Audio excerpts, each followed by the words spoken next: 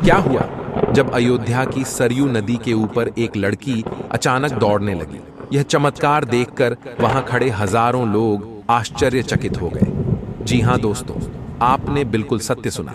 अयोध्या की सरयू नदी के ऊपर 16 साल की लड़की, जो भगवान श्री राम जी की परम भक्त थी, वह अचानक दौड़ने लग गई। लोग इसे भगवान राम का साक्षात अद्भुत चमत्कार मान रहे हैं। दोस्तों, जैसे जैसे राम मंदिर प्राण प्रतिष्ठा की तारीख पास आ रही है, वैसे वैसे अयोध्या में आए दिन नए नए चमत्कार हो रहे हैं। लेकिन इस चमत्कार ने तो पूरे विश्व भर को हिलाकर रख दिया है। आखिर इस चमत्कार के पीछे क्या सच है, पूरी जानकारी आपको बताएंगे। लेकिन उससे पहले, अगर आप एक सच्चे सनातनी हैं और आपको भगवान राम के पुनः घर पधारने की खुशी हो रही है, तो वीडियो को लाइक करके कमेंट बॉक्स में जय जय श्री राम जरूर लिखिएगा। दोस्तों, ये चमत्कारिक घटना दिल्ली की रहने वाली और प्रभु श्री राम की परम भक्त दीपिका पाठक के साथ हुई है। दीपिका और उसके माता पिता का हर एक हिंदू की तरह सपना था कि राम लल्ला के मंदिर का निर्माण हो, और जब यह सपना 22 जनवरी को पूरा होने वाला है, क्योंकि श्री राम लल्ला की प्राण प्रतिष्ठा होने वाली है, तो इस खास पल को देखने दीपिका अपने माता पिता के साथ अयोध्या आई हुई थी। दीपिका अपने माता पिता के साथ पूरी अयोध्या घूमी। वह हनुमानगढ़ी मंदिर गई, वहां उन्होंने दर्शन किए। उसके बाद उन्होंने भगवान राम के निर्माण हो रहे मंदिर को देखा, जो देखने में बहुत बड़ा और विशाल था, जिसका काम जोरों शोरों से चल रहा था। पूरी अयोध्या भगवा मई हो चुकी थी। अयोध्या की सुंदरता देख वह खुशी से फूली नहीं समा रही थी। जिसके बाद दीपिका अपने माता पिता के साथ सरयू नदी के दर्शन के लिए पहुंची। लेकिन दीपिका और उसके माता पिता को अंदाजा नहीं था कि आज उनके साथ एक बहुत बड़ी घटना घटने वाली है। दोस्तों, आप लोगों को बता दें कि यह वही सरयू नदी है जिसके पास राजा दशरथ ने दुर्घटनावश श्रवण कुमार को तीर से मार दिया था।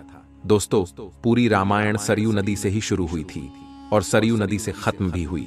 जहां राजा दशरथ एक बार शिकार पर निकले थे, तब श्रवण कुमार अपने अंधे माता पिता के लिए सरयू नदी से पानी लेने गए थे। तभी उसी वक्त दुर्घटनावश राजा दशरथ द्वारा तीर श्रवण कुमार को लग गया था और उनकी मृत्यु हो गई थी। उसके बाद राजा दशरथ श्रवण कुमार के माता पिता को पानी देने गए थे, और जब श्रवण कुमार के अंधे माता पिता को इस घटना के बारे में पता चला, तो उन्होंने राजा दशरथ को श्राप दे दिया कि जिस तरह हम अपने पुत्र के लिए तड़प रहे हैं, उसी तरह तुम भी अपने पुत्र के लिए तड़पोगे। और फिर हुआ भी यही। राजा दशरथ के बेटे प्रभु राम 14 साल के लिए वनवास को चले गए, अपने भाई लक्ष्मण और अपनी पत्नी सीता के साथ। फिर कुछ समय बाद राजा दशरथ ने अपने पुत्र राम और लक्ष्मण के वियोग में अपने प्राण त्याग दिए, और वनवास जाने के बाद ही पूरी रामायण हुई। तो दोस्तों, यह सत्य है कि रामायण की शुरुआत ही सरयू नदी से हुई थी। सरयू नदी पार करके ही भगवान राम ने वन की तरफ कदम आगे बढ़ाए थे, और उसे पार कर ही पुनः वह 14 वर्ष बाद अयोध्या लौटे थे। लेकिन दोस्तों, अब इतिहास पुनः दोहरा रहा है। दरअसल जब दीपिका सरयू नदी के तट पर फोटो ले रही थी, तो उसका पांव चिकने पत्थर पर लग गया और वह अचानक नदी में फिसल गई, और नदी के तेज बहाव होने के कारण वह आगे बहने लगी। उसके पिता ने उसे बचाने की कोशिश करी, लेकिन बहाव तेज होने के कारण वो कुछ नहीं कर सके। उन्होंने वहां खड़े सभी लोगों से मदद मांगी, लेकिन कोई मदद नहीं कर पा रहा था। अपनी बेटी को नदी में बहता देख दीपिका के माता पिता फुट फुट कर रोने लगे। उनकी बेटी उनके सामने नदी में बह गई थी। वहां खड़े सभी लोग मजबूर थे, कुछ कर नहीं पा रहे थे। लेकिन उन लोगों को अंदाजा भी नहीं था कि वहां प्रभु श्री राम का एक बहुत बड़ा चमत्कार होने वाला है। करीब 2 से 3 मिनट के बाद दीपिका के माता पिता हिम्मत हार रहे थे। सभी लोग बोल रहे थे कि इतने बहाव में तो लड़की मर गई होगी। लेकिन अचानक से सबके सामने जो हुआ, वह देख सबके होश उड़ गए। दीपिका सरयू नदी के ऊपर दौड़ती नजर आ रही थी। यह देख वहां खड़े सभी लोग जय जय श्री राम के नारे लगाने लगे, क्योंकि यह एक बहुत बड़ा चमत्कार था। मात्र 16 साल की लड़की सरयू नदी के ऊपर चल रही थी, मानो जैसे कोई जमीन के ऊपर चल रहा हो, और वह नदी के ऊपर चलते चलते अपने माता पिता के पास आ गई। सभी लोग यह नजारा देखकर आश्चर्यचकित थे। फिर जब उसके माता पिता ने दीपिका से पूछा कि यह सब कैसे हुआ, तब दीपिका ने बताया कि जब मैं नदी में बह रही थी, तो मैंने प्रभु श्री राम का ध्यान किया और मुझे पता ही नहीं चला कि मैं कब पानी के ऊपर आ गई, जिसके बाद मैं उठकर नदी के ऊपर चलने लगी। मुझे ऐसा लग रहा था जैसे मैं जमीन पर चल रही हूँ। ये सुनकर वहां खड़े सभी लोग जय जय श्री राम के नारे लगाने लगे। दोस्तों, वाकई में यह चमत्कार आज तक का सबसे बड़ा चमत्कार था प्रभु श्री राम जी का, क्योंकि जब भक्त परेशानी में हो तो भगवान राम जरूर आते हैं अपने भक्त की रक्षा करने। और ये तो राम जन्मभूमि थी, फिर प्रभु अपने भक्त को अपनी भूमि पर कैसे मरने देते। दोस्तों, 22 जनवरी को राम लल्ला पुनः अपने महल में विराजने वाले हैं, और यह सब चमत्कार देखकर ऐसा लग रहा है जैसे साक्षात प्रभु राम अपने घर आ चुके हैं, अपने भक्तों के बीच। सरयू नदी में दीपिका का चलना और जामवंत के जैसे भालू का दिखना, फिर जटायु जैसे गिद्धों का दिखना, ये सब आम बात नहीं है। पूरे देश में दिवाली जैसा माहौल बन चुका है और पूरे विश्व में राम मंदिर चर्चा का विषय बन चुका है। दोस्तों, कई सालों की तपस्या के बाद, कई सालों के इंतजार के बाद 22 जनवरी को हम इस भव्य ऐतिहासिक पल के साक्षी बनेंगे, जहां 500 वर्ष बाद राम जी अपने मंदिर में विराजेंगे। दोस्तों, राम मंदिर निर्माण के लिए कई हजारों लोगों ने अपने प्राणों की आहुति दी, लेकिन आज कुछ नेता लोग राम मंदिर को लेकर कई विवादित बयान दे रहे हैं और हजारों नहीं करोड़ों सनातनियों की आस्था के साथ खिलवाड़ कर रहे हैं। विपक्षी पार्टी के कुछ नेता राम मंदिर की प्राण प्रतिष्ठा को एक राजनीतिक कार्यक्रम बता रहे हैं और कह रहे हैं कि यह तो बीजेपी वालों ने बनाया है। लेकिन हम उन हिंदू विरोधी नेताओं से बस इतना कहना चाहते हैं कि यह राम मंदिर करोड़ों हिंदुओं के त्याग और बलिदान के बाद आज पुनः निर्माण हो रहा है। राम मंदिर निर्माण के लिए करोड़ों हिंदुओं ने देश के अलग अलग कोणों से और साथ ही विदेश में रहने वाले हिंदुओं ने भी अपनी मेहनत की कमाई का कुछ हिस्सा राम मंदिर निर्माण के लिए चंदे में दान दिया था। और आप लोगों को यह जानकर हैरानी होगी कि राम मंदिर ट्रस्ट समिति ने 100 करोड़ रुपए का चंदा इकट्ठा करने का लक्ष्य बनाया था, लेकिन करोड़ों सनातनियों ने अपनी मेहनत की पूंजी दे देकर पूरे 55,000 करोड़ का चंदा राम मंदिर के लिए इकट्ठा किया। और यह मंदिर निर्माण केवल और केवल सभी सनातनियों की मेहनत की कमाई से ही बन रहा है। कई लोग कहते हैं कि मंदिर की जगह आप हॉस्पिटल बनवाते, कई लोग कह रहे हैं कि मंदिर की जगह स्कूल बनवाते। तो हम उन हिंदू विरोधी लोगों से बस इतना ही कहेंगे कि मंदिर का निर्माण सरकार ने अपने पैसे से नहीं, बल्कि हम हिंदुओं ने अपनी मेहनत की कमाई से, अपनी श्रद्धा से करवाया है। और प्रभु श्री राम जब पुनः अपने घर पधार रहे हैं तो एक एक सनातनी हिंदू का आज सर गर्व से ऊंचा हो रहा है। ऐसा महसूस हो रहा है जैसे कोई पिता हजारों वर्ष बाद अपनी संतानों के पास आ रहे हो। दोस्तों, राम लल्ला के पुनः आगमन के लिए देश के कई अलग अलग कोणों से उपहार आ रहे हैं। चित्रकूट यानी कि भगवान राम लल्ला का ननिहाल। ये राम जी ने करीब 11 वर्ष बिताए थे जब राम लल्ला वनवास के लिए अपने भाई लक्ष्मण और सीता के साथ निकले थे। तब वह चित्रकूट अपने ननिहाल रुके हुए थे। और जब राम जी के भाई भरत अयोध्या लौटे थे और तब उनको पता चला कि उनके भाई प्रभु श्री राम वनवास के लिए गए हैं, तब वे प्रभु श्री राम को वापस अयोध्या लेने चित्रकूट गए हुए थे। लेकिन भगवान राम ने उनको अपने चरण पादुका देकर पुनः अयोध्या लौटा दिया था। उसी चित्रकूट से भगवान श्री राम जी की चरण पादुका अयोध्या भेजी जा रही है। आपको बता दें कि त्रेता युग में जो घटनाएं घटी, उसी को ताजा करने के लिए भारत सरकार के संस्कृति मंत्रालय और राम भक्त संगठनों के सहयोग से धर्मनगरी चित्रकूट से भगवान श्री राम की भव्य चरण पादुका यात्रा निकाली गई है। यह यात्रा भरतकूप मंदिर से शुरू होकर अयोध्या तक जाएगी। दोस्तों, भगवान श्री राम की चरण पादुका यात्रा में भरत मंदिर में रखे भगवान श्री राम के चरण पादुका को भरतकूप कुआं से जल लेकर उन्हें स्नान कराया गया है और उनकी विधि विधान से पूजा भी हुई है। और उसके बाद चरण पादुकाओं को रथ में रखा गया। साथ ही इस यात्रा में 3 रथ शामिल है, जिसमें भगवान श्री राम की सुंदर झांकियां भी हैं। साथ ही हम आपको बता दें कि देश के कई कोनों कोनों से हिंदू और श्री राम जी के परम भक्त पैदल यात्रा करके अयोध्या जा रहे हैं भगवान राम लल्ला के दर्शन करने।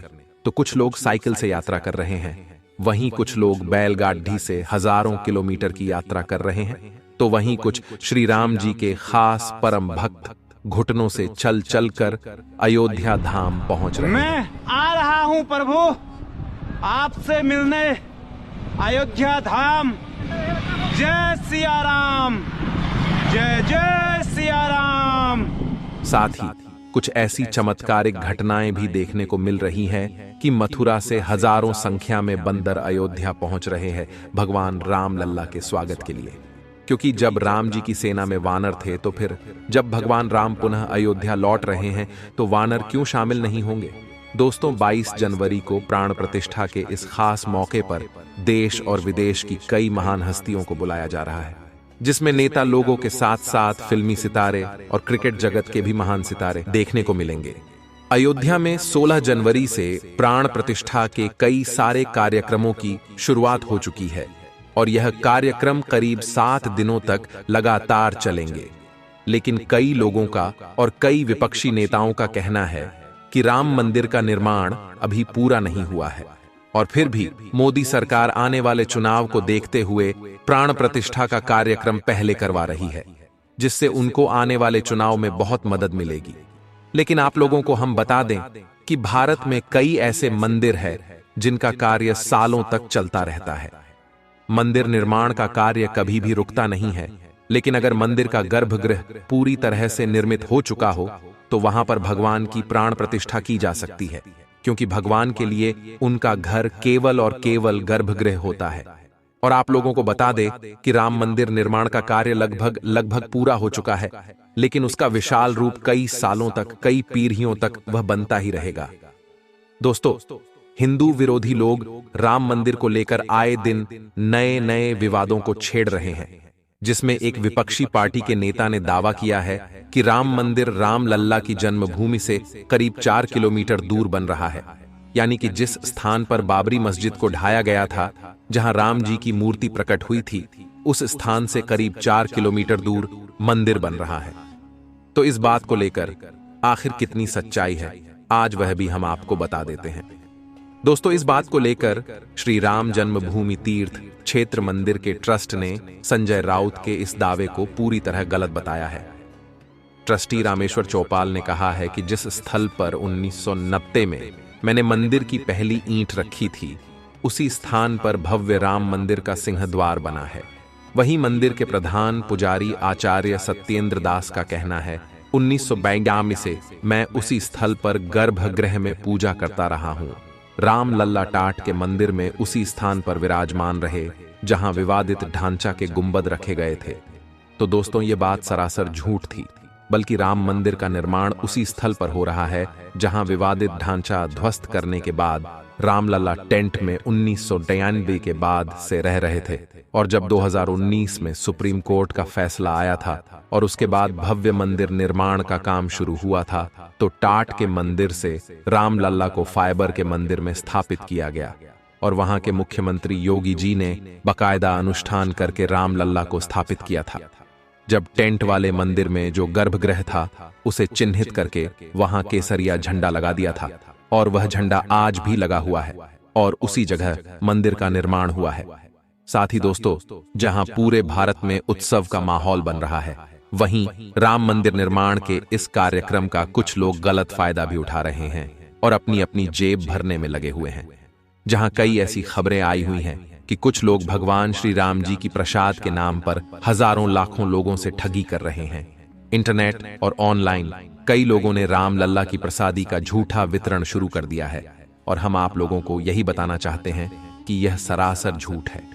साथ ही व्हाट्सएप पर और अन्य सोशल मीडिया पर कुछ लोग 22 जनवरी राम मंदिर प्राण प्रतिष्ठा के वीआईपी पास को बेचते हुए पाए गए हैं, जो लोगों से लाखों रुपए मांग रहे हैं और कह रहे हैं कि वीआईपी पास आपको दिया जाएगा, जिससे आप 22 जनवरी को राम मंदिर में हो रहे प्राण प्रतिष्ठा कार्यक्रम में शामिल हो सकते हैं।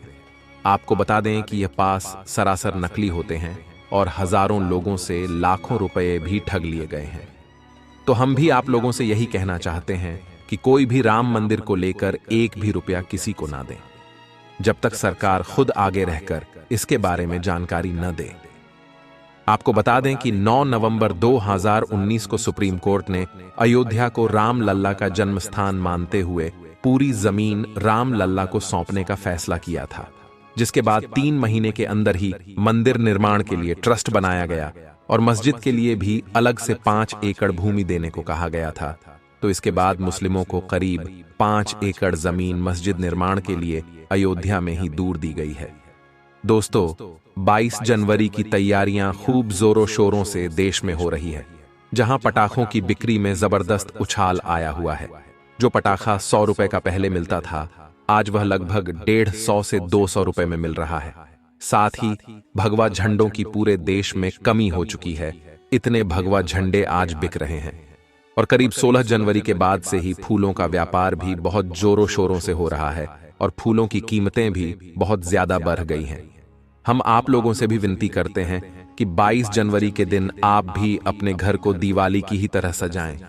घर पर लाइट लगाएं, दिए लगाएं, पटाखे जलाएं, हार पुष्प लगाकर अपने घर को सजाएं। तो दोस्तों, अगर आप भी राम मंदिर निर्माण को लेकर खुश हैं, तो अभी के वीडियो को लाइक करें और सभी लोग नीचे कमेंट बॉक्स में जय श्री राम जरूर लिखें।